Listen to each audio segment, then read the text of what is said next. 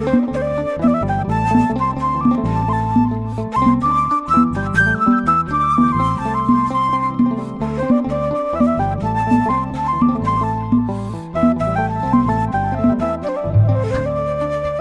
እንደምን አላችሁ እንደምን ቆያችሁ በያላችሁ በሰላማችሁ ብዛ እግዚአብሔር አምላካችን በድጋሚ ስላገናኘን ስሙ ይክበር ይመስገን። በዛሬው ቆይታችን የተለያዩ መልእክቶች በተለይ ከአእላፍ ዝማሬ ጋር በተገናኘ በተለያየ ማህበራዊ ሚዲያ ላይ ተቃዋሚ ጎራና የደጋፊ ጎራ በሚል በሁለት አይነት መልኩ ሆኖ ሁሉም ኦርቶዶክሳዊ ነው፣ ግን ደግሞ የተለያየ ሐሳብ ይዘዋወር ሰምታችኋልና አይታችኋል አብዛኞቻችሁ ብያምናለሁና በሱ ላይ ነው ዛሬ ቆይታ የምናደርገው። በቅድሚያ ስለ አእላፍ ዝማሬ በተመለከተ ሁላችንም መረጃው አለን ብለን እናምናለን። ከቅርብ ዓመታት በኋላ እንግዲህ ወንድማችን ዲያቆን ሄኖክ በሱ አማካኝነት ነው የተጀመረው። ታዲያ ብዙዎች ይህንን ሐሳብ ሲቃወሙት እንመለከታለን። አሁን ላይ ለምን ተቃወሙት፣ እንዴት ተቃወሙትና የሚሉ ሐሳቦችን መነሻ አድርገን ከኔ ጋር ደግሞ እንደዚሁ የራሴን ሐሳብ የማጋራችሁ ይሆናል።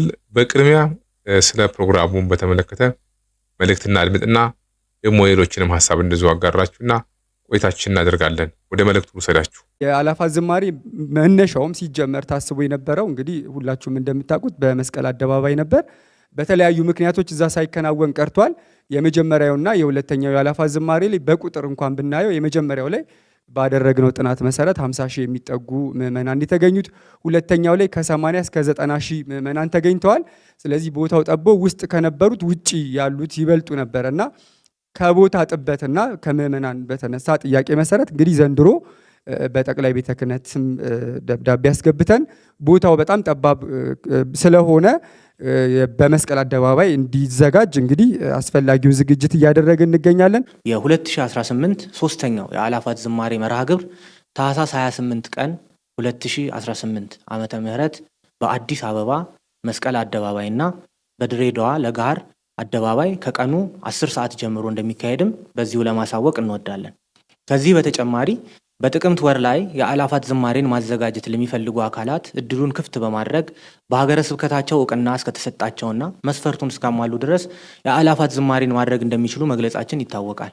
በዚህም መሰረት የሀገር ውስጥና ከሀገር ውጭ ባሉ አድባራት፣ ማህበራትና ሰንበት ትምህርት ቤቶች የአእላፋት ዝማሬን ለማዘጋጀት ጥያቄ አቅርበው ኢጃት የሁነት አዘገጃጀት ስልጠናና የልምድ ልውውጥ መድረክም አዘጋጅቷል። እነዚህም 1 በአርሲ ሀገረ ስብከት አሰላ የሰንበት ትምህርት ቤቶች አንድነት፣ 2 በቤንሻንጉል ጉሙዝ ክልል የአሶሳ ሀገረ ስብከት ደወልሽ ይሰማ ሁለገብ የአገልግሎት ማህበር፣ 3 በምዕራብ ሸዋ ሀገረ ስብከት ሆለታ ከተማ የደብረ ኤዶም ቅዱስ ገብርኤል ቤተክርስቲያን፣ 4ኛ በምዕራብ ሸዋ ሀገረ ስብከት በአምቦ ከተማ መንበረ ጵጵስና በመሰረተ ሕይወት ቅድስት ኪዳነ ምሕረት ቤተክርስቲያን፣ 5ኛ በደቡብ ወሎ ሀገረ ስብከት የደሴ ርዕሰ አድባራት ደብረ መድኃኒት መድኃኔ ዓለም ቤተክርስቲያን ወልድ ዋህድ ሰንበት ትምህርት ቤት፣ 6ኛ ከሀገር ውጪ የሲያትል ደብረ ጥበባት በዓታ ለማርያም ቤተክርስቲያን፣ 7ኛ በምስራቅ አፍሪካ የኬንያ፣ ኡጋንዳ፣ ታንዛኒያና ሩዋንዳ ሀገረ ስብከት በኡጋንዳ ካምፓላ መካነ ሰላም መድኃኔ ዓለም ቤተክርስቲያን፣ እንዲሁም 8ኛ በምስራቅ ሸዋ ሀገረ ስብከት የሞጆ ደብረ ብርሃን ቅድስት ሥላሴ ቤተክርስቲያን ናቸው።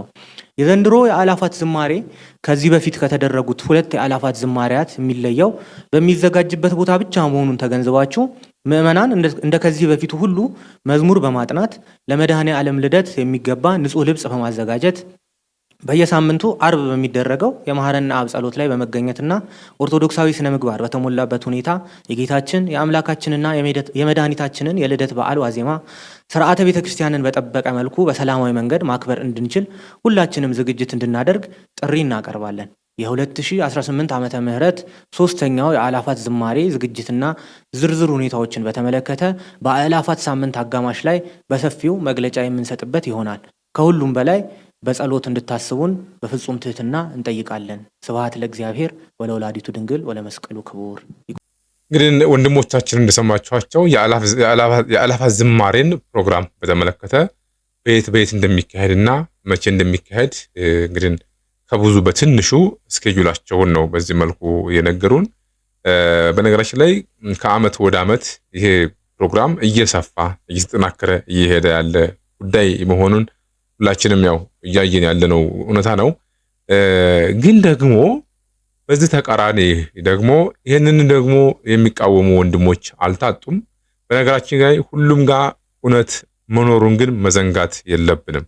ተቃዋሚ ብለን የምንላቸው ጋርም ፕሮግራሙን የሚያዘጋጁት ወንድሞቻችን ጋርም ያሉ ሀሳቦችን በተቻለ መጠን እንደ ኖህ መርከብ ሚዲያ ምንድነው ማለት የፈለኩት የሚለውን ነገር የማስደምጣችሁ ይሆናል።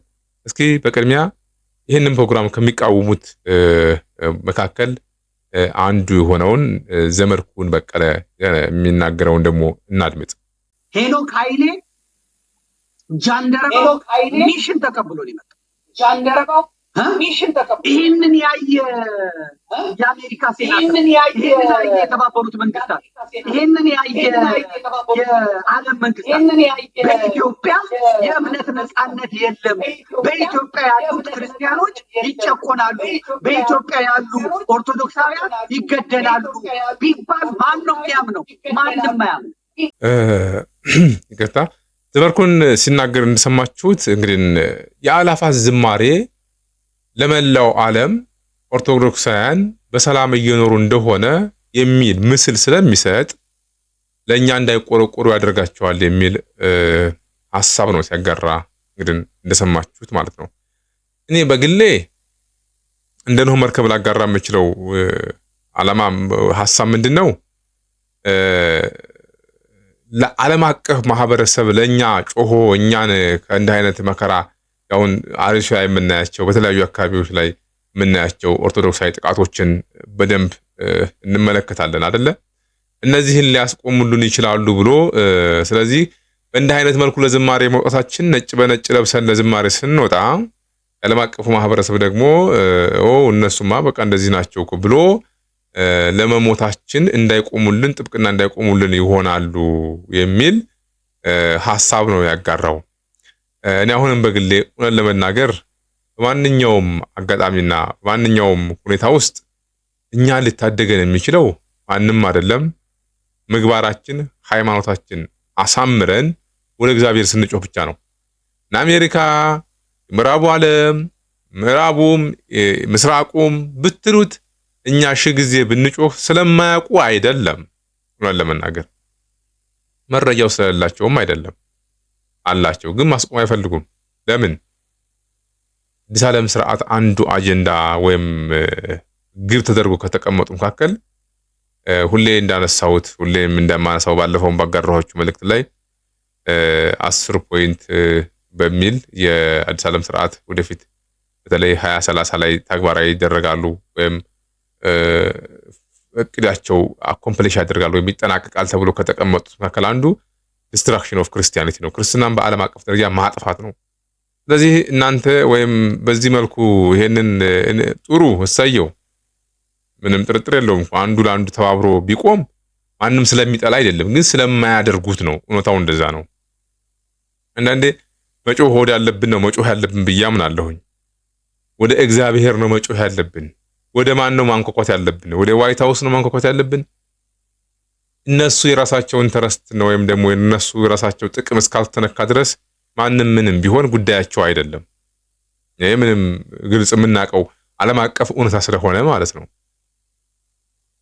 ስለዚህ እኔ በግሌ ዝማሬውንም እንዘምራለን፣ ግድያውም እንዲቆም ደግሞ ሁላችንም መጸለይ ያለብን፣ እንደ ሰው ደግሞ ማድረግ ያለብን ደግሞ እናደርጋለን። ማድረግ ያ ነው ከኛ ሊጠበቅ የሚገባ መተባበር፣ መነጋገር፣ የሚጠበቅብን ነገር ማድረግ። ይሄ እንግዲህ በግለሰብ ደረጃ በአንድ ሰው ብቻ ሊደረግ የሚችል አይደለም፣ ተቋማዊ በሆነ መልኩ ማለት ነው። አባቶች በሚመሩት አይነት ሁኔታ ተደርጎ እንደ አይነት ነገሮች በቀጣይ የሚስተካከሉበት መንገድ መስራት ሁላችን ይጠበቃል። ግን ይሄ እንዲመጣ አሁን ስታዩዋቸው ብዙ ተስፋ የሚያስቆርጡ ነገሮች አሉ አይደል? ኢትዮጵያ ውስጥ ግድያ አለ፣ ጦርነት አለ፣ እርስ በርስ እንደዚህ መናከሶች አሉ፣ መከፋፈሉ ነገሮች አሉ። በቃ ስታዩት ብዙ ተስፋ የሚያስቆርጡ ነገሮች አሉ።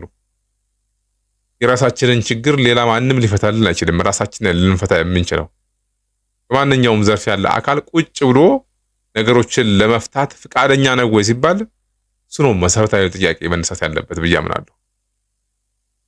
ጋፖች አሉ እየሆነ ያለው ያ ስለሆነ ማለት ነው። ስለዚህ ዝማሬውን ማቆሙ እግዚአብሔርን ማመስገን ማቆሙ እኛን መሞታችን ያቆማል ማለት አይደለም። ሁሌ ነው እየሞትን ያለ ነው አይደል እንዴ? ይሄ ሁሉም ሰው የሚያውቀው ጉዳይ ስለሆነ መካድ አይቻልም።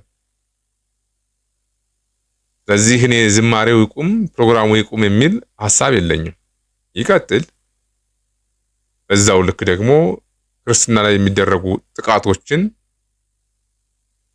ወደ እግዚአብሔር ጮኸን ብናመለክት የተሻለ ነው ብዬ አምናለሁ። ወደ ሰው አይደለም፣ ከሰው መልስ ስለማናገኝ ማለት ነው። ሊታደገን የሚችለው ማንም አይደለም፣ እግዚአብሔር ነው። የራሔልን እንባ አድምጦ የራሔልን እንባ ሰምቶ የእስራኤላውያን እንባ ያበሰ እግዚአብሔር እኛንም ዛሬ ሊታደገን የሚችለው እኛ ለእግዚአብሔር የተስማማ ሕይወት ሲኖረን ብቻ ነው። በነገራችን ላይ የፈለገውን ያክል ዝማሬ ስላቆምን ወይም የሆነ ነገር ስላደረግን አይደለም፣ ወይም በስሜታዊነት ተነስተን የሆነ ነገር ለማድረግ ወይም የሆነ ርቀት ስለሄድንም አይደለም።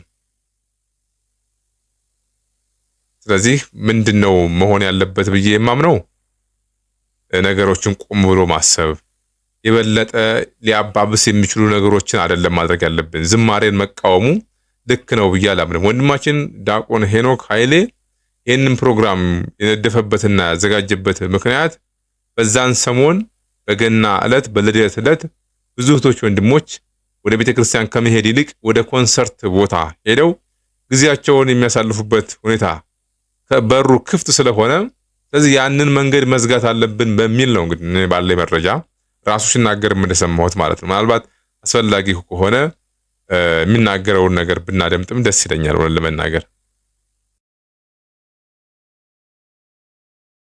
በጣም ብዙ ክርስቲያኖች ወደ ኮንሰርት ይሄዳሉ። የሙዚቃ ኮንሰርቶችን ለመሳተፍ፣ መጠጥ ለመጠጣት፣ ለመዝናናት በሚል ማለት ነው። መቼስ ሰው እስቲ ኃጢአት ልስራ ዛሬ ደግሞ ብሎ አይሰራም። ወይም ደግሞ እስቲ ከእግዚአብሔር ልጣላ ብሎ አይጣላም። ልብስ ፈልጎ አይቆሽሽም ማለት ኃጢአትም ስንሰራ ኃጢአት ልስራ ብለን አንሰራ። ለመዝናናት ለመደሰት በዛ በምናሳልፈው በምስካሩ ውስጥ በጭፈራ ውስጥ መርሳት የምንፈልጋቸው መውጣት የምንፈልግባቸው ነገሮች አሉ። ህሊናችን የሆነ ነገር ውስጥ ገብቶ በዛ ውስጥ መጥፋት እንፈልጋለን እና ለሆነ ያህል ጊዜ ሰዎች አይምሯቸውን እስኪስቱ ድረስ ወይም ደግሞ ያለባቸውን የህይወት ጉዳይ እስኪረሱ ድረስ በጣም ተደስተው ከዛ በኋላ ወደ ነበሩበት ሁኔታ ለመመለስ እዚህ ልምምድ ውስጥ ሲገቡ ነው ብዙ ጊዜ ወደ እንደዚህ አይነት ነገር የሚሄዱ። ለምንድን ነው የሚያደርጉት የሚለውን የሚገልጽ አንድ በጣም ውብ የመጽሐፍ ቅዱስ ጥቅስ አለ። መጽሐፈ ምሳሌ ምዕራፍ 27 ከቁጥር 7 ላይ ይገኛል።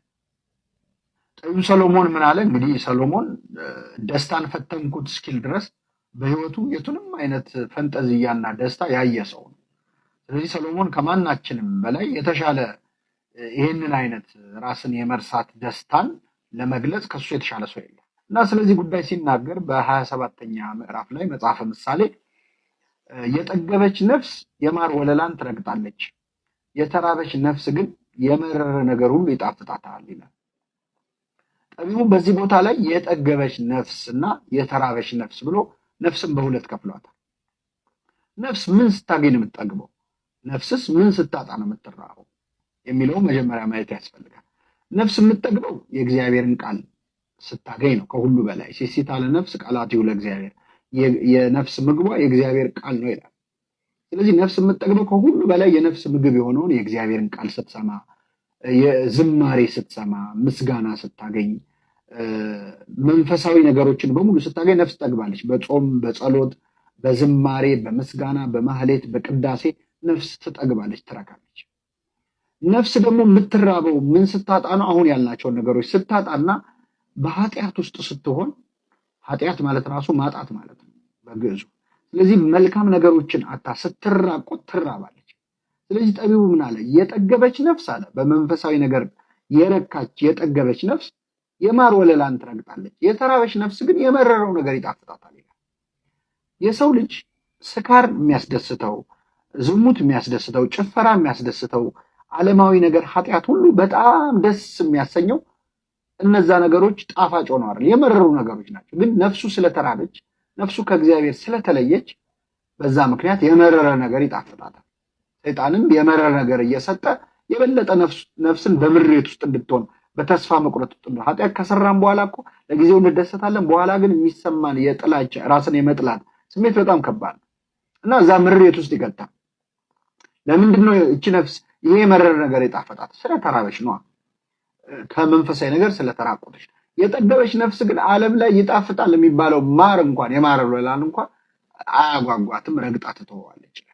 ስለዚህ ሰዎች በዓል እንግዲህ መንፈሳዊ በዓል በሚከበርበት በገና ዕለት፣ በፋሲካ ዕለት ወይም በመንፈሳዊ ነገር ልናከብረው በሚገባ ቀን የመረረ ነገር ጣፍቷቸው ሲጨፍሩ፣ ሲሰክሩ፣ ሲያመነዝሩ የሚያድሩት ነፍሳቸው ስለተራበች ነው እንጂ ኃጢአት የመስራት ፍላጎት ኖሯቸው ወይም ደግሞ እስቲ ከእግዚአብሔር ልለይ መንፈሳዊ ነገር አስጠላኝ ብለው አይደለም።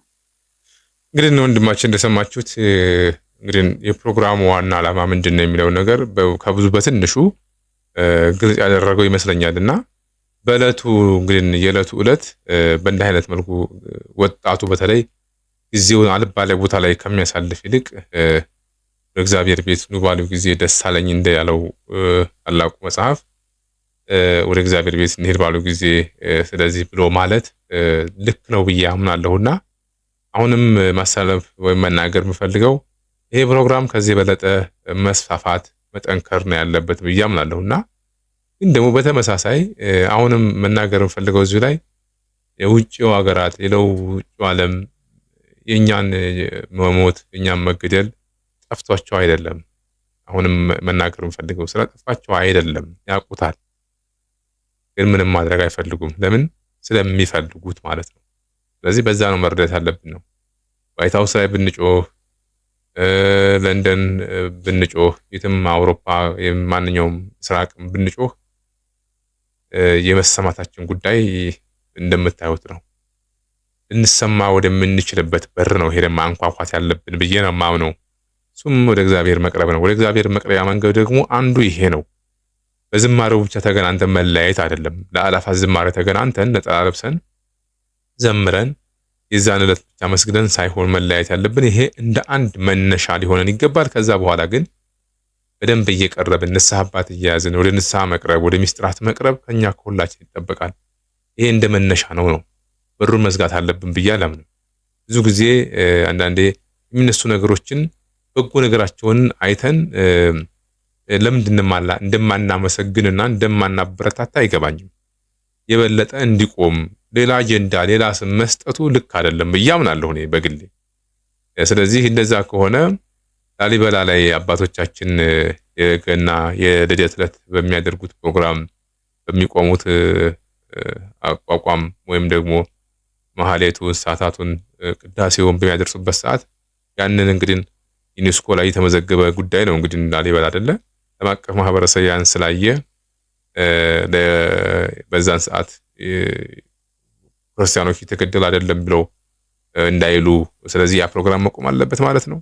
ኖ እንደዚህ አይነት አስተሳሰብ መያዝ አለበት ብዬ አላምንም በግሌ። ጋፖች አሉ ወይ? አዎ አሉ። በደንብ በጣም ክፍተቶች እኮ አሉ። ይሄ ጥያቄ ውስጥ የሚገባ ጉዳይ አይደለም። ግን መጠናከር ያለበትን እያጠናከርን የአላፋት ዝማሬ ባለበት እንዲቀጥል ማድረግ ነው። ከዛ ደግሞ ያኛውን የምንገደልበትን ምክንያት ለምን እንደምንገደል ያኛውን ሁኔታ ደግሞ የሚስተካከልበትን መንገድ ሌላ መንገድ መፈለግ ነው እንጂ ያንን በዚህ ለማጣፋት መሞከር የአላፋት ዝማሬ ቢቀርም መገደላችን አይቀርም፣ መሞታችን አይቀርም። በጣም ሁሌ የምናየው የምንሰማው የሚዘገንን አሳዛኝ ጉዳይ ስለሆነ ማለት ነው። ስለዚህ ሊመሳሰሉ በማይችሉ ነገር ላይ ሐሳብ እንደዚህ ማቅረቡ ልክ ነው ብዬ አላምንም፣ መቃወሙ ማለት ነው። በሌላ በኩል መምህር ፋንታሁን ዋቄ በጣም ማከብረው የምወደው መምህር ነው። እሱም እንደዚሁ እዚህ ጉዳይ ላይ ያስተላለፈው መልእክት እስኪ ለማንኛውም እናድምጠው። በዘማሪ በጨፋሪ በሐሰተኛ ሰባኪ በመንፈሳዊነት ስም የሚያደነዝዙ ሰባኪዎች በመንፈሳዊነት ስም ህዝብ አደንዝዘው ለእልቂት የሚያሰልፉ ሰባኪዎችን መከተል ማቆም አለበት። ቲሸርትና ነጫጭ ልብስ መልበስ ሃይማኖት አይደለም። ለአካልህ ማትጨነቅ ምንደኝነትን ብቻ ነው የሚያሳየው። ነጫጭ ልብስ ለብሰ መጨፍ ምንም ሃይማኖት አይደለም። ሃይማኖት ካለ እንደ ሰሞነ ህማማት ለወገኖች ማልቀስ ነው ያለብን። የክርስቶስ ህማም በሰው ላይ ነው ያለው። ታሪክ አይደለም፣ ተረት አይደለም። በተግባር እየተኖረ ነው። ሰው እያለቀ ነው። ሰው እየተሰደደ ነው። ሰው እየታፈነ ነው። ትዳር እየፈረሰ ነው። ማህበረሰብ እየፈለሰ ነው። ከእምነት ሰው እየወጣ ነው። ምንድነው ጭፈራ? ምንድነው ዝላይ? የለቅሶ መዝሙሮች ናቸው መዘመር ያለባቸው። ነጫጭ ልብስ ተገኘ ተብሎ የቻይና ጥልፍ አድርጎ ፎቶ እየተነሱ በነፃ እግዚአብሔር ይቅር ይበላል። እንግዲህ መምህራችን የተናገሩትንም እውነት ለመናገር ልቃወም ፈልጌ አይደለም። ልክ ነው፣ ሐሳቡን የምገዛለሁኝ። አሁንም መናገር ፈልገው ግን አሁንም ቢሆን የአእላፋት ዝማሬ ይቅር የሚል እሳቤ የለኝም እኔ በግሌ። መምህሩ የተናገሩበትንም አንግል በደንብ ተረድታችኋል ብዬ አምናለሁና ይሄ ክርስቶስ በተራበ ሰዓት ወደ በለሷ ሄዶ ግን ፍሬ ያጣባት እንደተባለው ሁሉ እንግዲህ በበለስ ተመሰለችው የኛ ህይወት ነውና ወደኛ ክርስቶስ ሲመጣ የልብስ የዝማሬ ወይም ደግሞ ነጫጭ ለብሰን ብቻ ቅጠል የተባለው አንገታችን ላይ መስቀል አድርገን ብቻ ግን ደግሞ ስንፈተሽ ከዛ ስንለይ ስንበተን ወደ ዓለማዊ መንገድ ገብተን በማይረባ መንገድ መገኘት የለብንምና በማይጠበቅ ህይወት መንገድ ከተገኘን ልክ ክርስቶስ በለሷን ሄዶ ፍሬ እንዳጣባት ሁሉ ከዛም ቁርጣት ተብሎ እንደነበረ መልአኩ አማካይነት እንድትቆርጥ ትእዛዝ ሰጥቶ እንደነበረና መጨረሻ ላይ መልአኩ ያው ለምኖ ትንሽ ጊዜ ሰዓት ብሎ እንደነበረ እናውቃለንና ምን ልላችሁ ፈልጌ ነው። አሁንም ነጠላ ለብሰን ጧፉን ይዘን ሻማውን አብርተን በአደባባይ ስንታይ ስናመሰግን ይሄ ትልቅ ክብር ነው። ግን ይሄ ለፍሬ ወይም ይሄ ፍሬ ነው ብቻ ማለት አይደለም ነው። ከዚህ ያለፈውን መንፈሳዊ ህይወት መላበስ አለብን ነው የመምህር ፋንታሁን ዋቄ መልእክት ያ ነው። አሁንም በተለያየ መድረኮች በተለያየ ፕሮግራሞች የምንሰማቸው ብዙ መልእክቶች አሉ አይደለ? ትውልዱን ዝም ብሎ ስሜታዊ ማድረግ ሁኔታዎች አሉና እነዚህ ነገሮች መስተካከል አለባቸው፣ ሸፕ መደረግ አለባቸው። የፍሬ ክርስቲያን መሆን አለብን። የነጠላ ክርስቲያን፣ የመስቀል ክርስቲያን ዝም ብሎ ቅጠል ብቻ መሆን የለበትም ነው። ፍሬ ያለው ዛፍ መሆን አለብን። ማንም መጥቶ ከኛ መብላት ሲፈልግ ዝም ብሎ ተመልሶ መሄድ የለበትም። ከኛ መንፈሳዊ ፍሬን ማግኘት አለበት። የትህትናን ፍሬ፣ የንጽህናን የቅድስናን ፍሬ ማግኘት አለበት። የጾም የጸሎት የንስሐ ፍሬ ከኛ ማግኘት አለባቸው። ያን አግኝተው ሰዎች ደግሞ እኛ ምሳሌ ሆነናቸው አርአያ ሆነን ብርሃናችሁ በሰፊት ይብራ እንደተባለው ሁሉ ማለት ነው። ብርሃናችን በአሕዛብም በሕዝብም ፊት ብርሃን ሆነን ምሳሌ ሆነን ልክ እንደ ቅዱስ ጴጥሮስ አንተ ክርስቶስን የምትመስለው ተብሎ እንደተመሰከረለት ሁሉ እነዚህ እኮ ኦርቶዶክስ ናቸው ተብለን እንድናስመሰክር ያስችለን ዘንድ ያለውን የህይወት መንገድ መከተል አለብን ነው ዋናው መልእክቱ። የአእላፋት ዝማሬ ካለቀ በኋላ ወደ ዓለማዊ ተበትነን የማይገባ ህይወት መንገድ ላይ መገኘት የለብንም ነው መልእክቱ። እንደዛ ከሆነ ልክ ቅድም እንዳልኩት ፍሬ የሌለው ዛፍ ነው፣ መቆረጣችን አይቀርም ነው። እንዴት ነው የምንቆረጠው? ብዙ አይነት መንገድ ያለው መቆረጫ መንገዱ እግዚአብሔር በሚያውቀው ማለት ነው። ብዙ አይነት አሁን ላይ እየወረደብን ያለው መከራ አንዳንድ ጊዜ እኛ በራሳችን መንፈሳዊ ህይወታችን ላይ ነዘህላሎች ስለሆን ላለመሆኑ ምንድነው ማረጋገጫችን ነው? እግዚአብሔር ተቀይሞናል፣ ወደድንም ጠላንም እግዚአብሔርን ስላስቀየምን ነው ይሄ ሁሉ መከራ እየመጣብን ያለው ብለን ይሄንን መውሰድ አለብን ብዬ አምናለሁ። ይሄ ካልሆነ መቼም ቢሆን እንደው እንድትጫጫሁን አንዱን ሲተች አንዱን ሲያብጠለጥል የምንኖረው። ስለዚህ በእንደዚህ አይነት መልኩ ነው ነገሮችን ማስተካከልና መመልከት ያለብን ብዬ አምናለሁና እኔ ዲያቆን ሄኖክ ሌላ አጀንዳ አለው ብዬ አላምንም። አጀንዳው እንደተናገረው ሰው እንግዲህ የሚናገረውን ነው የምናምነው። ሰው ጨዋ አይደለ፣ አንቀም ሰው።